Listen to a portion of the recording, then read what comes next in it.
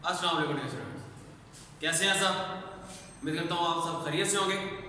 तो dear students, last lecture में हमने 9th क्लास फिजिक्स की डेफिनेशंस को डिस्कस किया था, जिसमें हमने स्पीड, वेलोसिटी, पोजीशन, एक्सेलरेशन, इन सब की डेफिनेशंस को हमने डिस्कस किया था।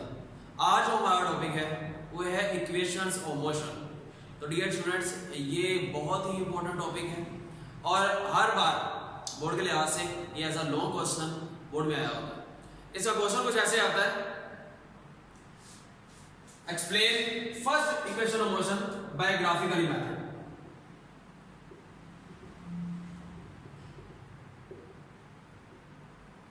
Equation of motion by graphically method, या सिंपल हो गया रहेगा, prove that Vf is equal to Vi plus AD। ये दो तरह से क्वेश्चन पूछा जाता है। तो डियर स्टूडेंट्स, आइए हम question number first equation of motion को डिस्कस करते हैं। इक्वेशन ऑफ मोशन को डिस्कस करने से पहले, इसको प्रूव करने से पहले आपको ये ग्राफ तो समझने की जरूरत है। ये ग्राफ हमें क्या कह रहा है? असल में ये ग्राफ ये है कि एक ऑब्जेक्ट है, वो ऑब्जेक्ट अपनी इनिशियल वेलोसिटी के साथ मूव कर रहा है। अब चेंज इन वेलोसिटी क्या होती है, वो आपके पास चेंज इन वेलोसिटी ये इक्वल टू होती है विद रिस्पेक्ट टू टाइम, और टाइम भी चेंज हो रहा होता है विद रिस्पेक्ट टू, ये होती है एक्सेलरेशन के ऊपर। यानी कुछ एक्सेलरेशन के बाद उसकी जो ये वेलोसिटी होती है vi इनिशियल वेलोसिटी, वो किस में कन्वर्ट हो जाएगी? vf में कन्वर्ट हो जाएगी। और इस चेंज इन वेलोसिटी में, यानी कि vi और vf के दरमियान रिस्पेक्ट टू टाइम में जो उसने चेंज इन एक्सेलरेशन किया है, जो व्हाट इट टोटल कवर करेगी डिस्टेंस, वो डिस्टेंस कहलाएगा। ये इसका ग्राफ था। इसकी एक आपको सिंपल सी एक एग्जांपल मैं आपको दे देता हूं। वो एक एग्जांपल आपके पास क्या है कि ये आपके पास एक्सिस है, ये आपके पास एक्स एक्सिस, ये आपके पास वाई एक्सिस है। यहां पे आपके पास वेलोसिटी है, जो वेलोसिटी क्या है? डिपेंडेंट है, वेलोसिटी डिपेंडेंट है। और टाइम जो होता है उसको मैं इन सेकंड्स में यहां पे लिख देता हूं, वो इंडिपेंडेंट है। यहां पे ये आपके पास ओरिजिन है। ऊपर की तरफ हम 10, 20, 30, 40, ये मैं आपको ये ग्राफ बता रहा हूं, ग्राफ कैसे आया, कैसे बिल्डअप हुआ। और यहां पे मैं आपके पास सेकंड्स में लेके आ जाता हूं, 5, 10, 15, 20, 25, 30। अब लेट्स सपोज के 0 टाइम पर अभी बॉडी जो है, हमने जब उसको बॉडी को देखा है तो वो किसी ना किसी वेलोसिटी के साथ मूव कर रही है, 0 पे नहीं है, ऐसे मूव नहीं गई उसने। तो वो सपोज करते हैं वो 20 से उसने मूव करना स्टार्ट किया, ठीक है। जब हमने उसको देखा है, जब हमने उसका टाइम नोट किया है, तो वो 5 सेकंड्स में हम उसको सपोज करते हैं कि वो 5 सेकंड्स में किस पे गई है? 20 पे। तो इसको अगर इस तरह स्ट्रेट कर दिया जाए, अब यहां से इस तरह मैं एक लाइन पास कर देता हूं। अब ये लाइन पास अगर मैं करता हूं, यहां तक सपोज करते हैं, तो ये इसकी क्या है? इनिशियल वेलोसिटी, ये वाली। यहां से वो इनिशियल वेलोसिटी जो हमने स्टार्ट किया 20 पे, वो हम क्या कहेंगे? ये इसकी इनिशियल वेलोसिटी। अब इनिशियल वेलोसिटी कुछ टाइम t के बाद उसके एक्सेलरेशन में वेलोसिटी में चेंज हो रहा होगा, तो यहां पे जाके उसकी आखिरी वेलोसिटी है जो आपके क्या होगी? vf। और ये कितने टाइम पे है? इसको सपोज करते हैं ये आपके पास 20 सेकंड पे। तो डियर स्टूडेंट्स, अगर इसको स्ट्रेट कर दिया जाए तो ये आपके पास रेस्ट में है, और अगर हम इसको इस तरह बेटा कर दें तो ये आपके पास क्या बन जाएगा? उसका ग्राफ जो आपके पास आया। तो ये ग्राफ इस तरह, इनकी डिटेल आप हर क्लासेस में जाके क्या करेंगे? डिस्कस करेंगे। सिर्फ मेरा मकसद इधर थोड़ा सा आपको ये कांसेप्ट देना था कि ये ग्राफ आया कैसे। फर्स्ट इक्वेशन ऑफ मोशन जो आपके पास आती है, उसमें हमने फाइनल वेलोसिटी कैलकुलेट करनी है। फाइनल वेलोसिटी आपके पास होती है vf, और फर्स्ट इक्वेशन ऑफ मोशन जो है वो आपके पास vi प्लस at। इसके 3 इक्वेशन ऑफ मोशन है। 3 इक्वेशन ऑफ मोशन स्टार्ट करने से पहले जैसे ये क्वेश्चन पूछेगा तो आपने फर्स्ट ये 3 लाइन लिख देनी है। ये आपकी बुक में भी मेंशन की गई है, पेज नंबर 44 के लास्ट। इसमें कह रहा है consider a body moving with initial velocity है। कंसीडर करते हैं कि एक बॉडी है जो मूव कर रही है इनिशियल वेलोसिटी से इन अ स्ट्रेट लाइन, एक स्ट्रेट लाइन में विद यूनिफॉर्म एक्सीलरेशन। ये जो एक्सीलरेशन ये क्या है?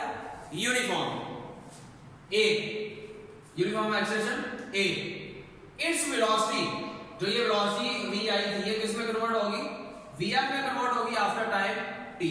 कुछ टाइम टी के बाद वो जो इनिशियल वेलोसिटी वो किस में कन्वर्ट हो जाएगी? वी एफ में। अब ये स्टूडेंट आगे बात जो आ जाती है, हमने फाइंड कर लिया वी एफ, ये वी एफ, यहाँ पे भी हम इसको वी एफ कह सकते हैं और ये भी पॉइंट आगे पास वी एफ हम कह सकते हैं। दोनों पॉइंट्स यहाँ पे आगे पास वी एफ है। डियर स्टूडेंट्स, हम निकालेंगे स्लोप। स्लोप किसकी निकालेंगे? आगे पास ए बी।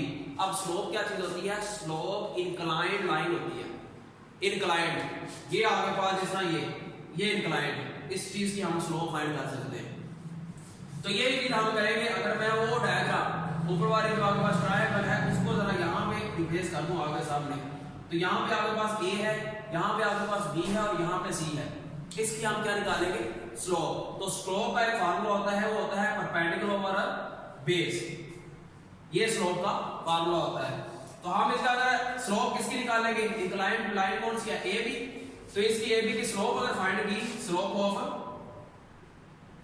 ए बी, तो डियर स्टूडेंट जरा फोकस कीजिएगा, ये ए बी किसके है?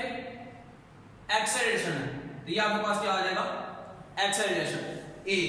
और परपेंडिकुलर ओवर बेस है, तो अगर इस ट्रायंगल की हम परपेंडिकुलर देखें तो परपेंडिकुलर आपके पास क्या है? B C, B C. और इसकी बेस आपके पास क्या है? A C divide by A सी। तो ये जो इक्वेशन हो जाएगी कुछ ऐसी हो जाएगी, a is equal to b c over a सी।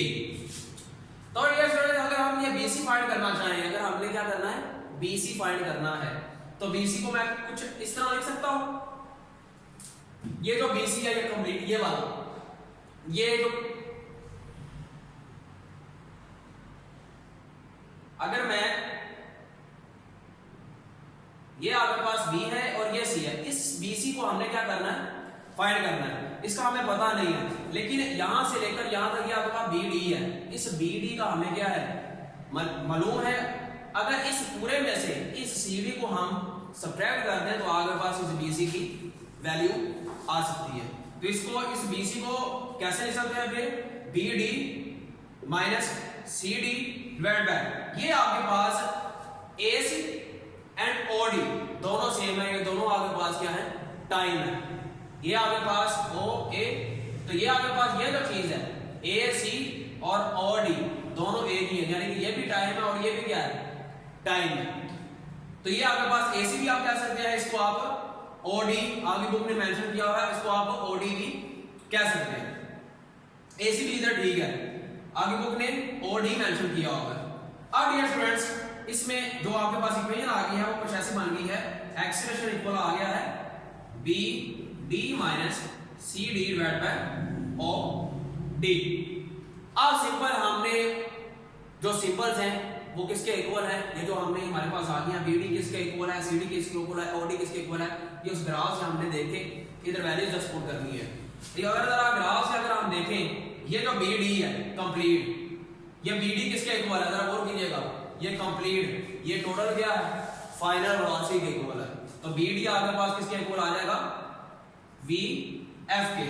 उसके बाद सी डी है, इस सी डी की बात करते हैं, ये सी डी और ओ ए दोनों एक ही चीज है, तो ये किसके इक्वल है? वी आई के। तो ये आपके पास सी डी किसके इक्वल आ गया? वी आई के। एंड ओ डी अभी आपको बताया है किसके इक्वल है? टाइम टी के। O d is equal to t. इसमें वैल्यू को हम पुट करते हैं, तो आपके पास a is equal to v f minus we I divide by t. अब हमारा जो मेन मकसद था वो क्या था? हमने इस इक्वेशन को प्रूव करना था। ये तो आपके पास इक्वेशन ये वाला V F is equal to V I plus A D, यानी कि फाइनल वेलोसिटी हमने क्या करनी है? फाइंड करनी है। वी एफ है minus we I divide by T हो रहा है, इधर इसके इधर आगे क्या हो जाएगा? मल्टीप्लाई हो जाएगा। वी आपके पास आ जाएगा a t is equal to v f minus we i. और अगर इस इक्वेशन को मैं ऐसे लिख दूं, v f minus we i is equal to a d, तो वी एफ को हमने सब्स्टिट्यूट करना है, तो आपके पास वी एफ को सब्स्टिट्यूट कर दे, ये आपके पास हो जाएगा v I plus a t. तो ये आपके पास जो आपके पास रिक्वायर्ड था वो आपके पास सोल्यूशन इसका आ चुका है। तो डियर स्टूडेंट ये तो इक्वेशन ऑफ मोशन जो था ग्राफिकली मेथड से सोल्व करने का मेथड था। एक इसका सिंपल मेथड भी है, वो सिंपल मेथड आपको बता देता हूं, लेकिन उसको आपने पेपर में सोल्व नहीं करना, उस मेथड से आपने पेपर में सोल्व नहीं करना। वो ये क्या है कि ये जो आपके पास इधर से फार्मूला है एक्सेलरेशन का, एक्सेलरेशन का आप डेफिनेशन करके आ चुके हैं, change in velocity with respect to time is equal to किसकी होती है, एक्सेलरेशन की। यहां से ही हमने उसको इस फार्मूला से, एक्सेलरेशन के फार्मूला से आपने क्या किया है, वीएफ को फाइंड किया है। तो ये आपके पास उसका सिंपलेस्ट मेथड था यहां से। तो ये डियर स्टूडेंट्स हमारी फर्स्ट इक्वेशन ऑफ मोशन थी। नेक्स्ट लेक्चर में हम equation number 2 and equation number 3 को डिस्कस करेंगे। आज इक्वेशन नंबर 1 सिंपल एक वीडियो में इसलिए की है क्योंकि आपको ये ग्राफ की अच्छी तरह समझ आ जाए। नेक्स्ट लेक्चर में हम दोनों इक्वेशन को डिस्कस करेंगे, इक्वेशन नंबर 2 एंड इक्वेशन 3। उनको आप फर्दर फर्स्ट मेरे को बनाने से पहले एक बार रीड कर लीजिएगा ताकि आपके कॉन्सेप्ट जो हैं वो और अच्छे से बिल्ड अप हो जाए। नेक्स्ट लेक्चर तक अल्लाह हाफ़िज़।